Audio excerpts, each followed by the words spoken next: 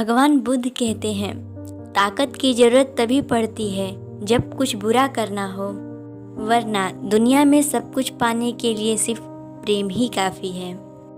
एक राजा था जिसका साम्राज्य बहुत ही बड़ा था।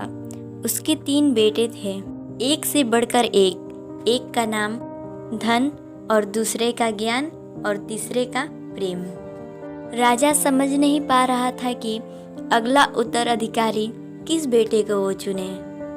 तीनों सर्वगुण योग्य थे। तीनों का जन्म एक ही दिन हुआ था। और तब राजा कुलगुरु के पास गए और अपनी समस्या उनके सामने रखी।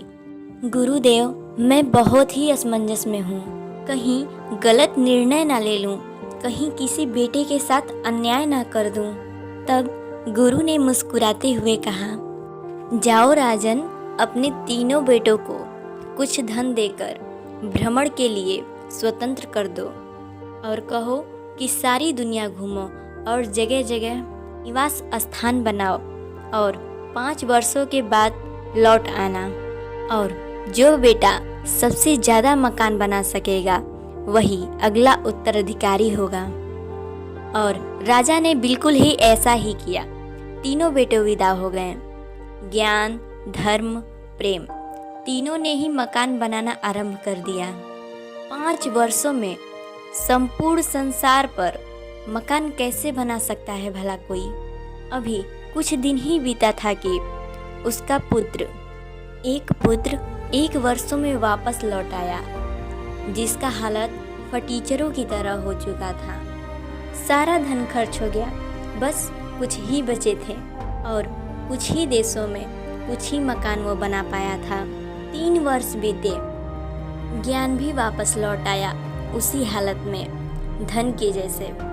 पर ज्ञान ने उससे ज़्यादा देशों में अपना मकान बना लिया था। जैसे ही 5 वर्ष बीतने को आए, प्रेम नाचता हुआ झूमता हुआ अपने राज्य लौट आया।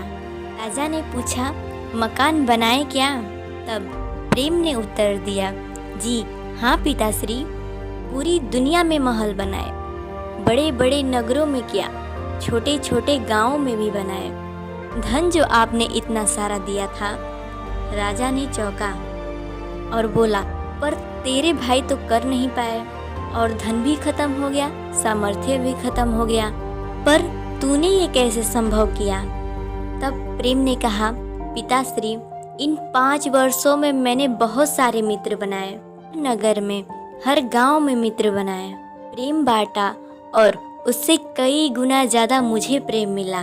आज उन सभी मित्रों के घर मेरे लिए खुले हुए हैं। इस गली में जाऊं, जिस गांव में जाऊं, जिस शहर में जाऊं, सारे घर मेरे लिए खुले हुए हैं। धन और ज्ञान दोनों मकान बनाने में लग गए। यही तो चूक हो गई उनसे। गुरुदेव भी वहीं उपस्थित थे। उन्होंने राजा से कहा, हे राजन, धन की एक निश्चित सीमा होती है, ज्ञान की सीमा उससे कई आगे होती है, वह भी तर्कों में सीमित हो जाता है। पर प्रेम भी अनंत है, प्रेम असीमित है। जो काम किसी से संभव नहीं होता, वो काम प्रेम से संभव होता है। आखिर मिल ही गया राजा को अपना असली उत्तराधिकारी। तो दोस्तों, मिलते हैं हम आपको नेक्स्ट वीडियो के साथ। तब तक के लिए बाय बाय।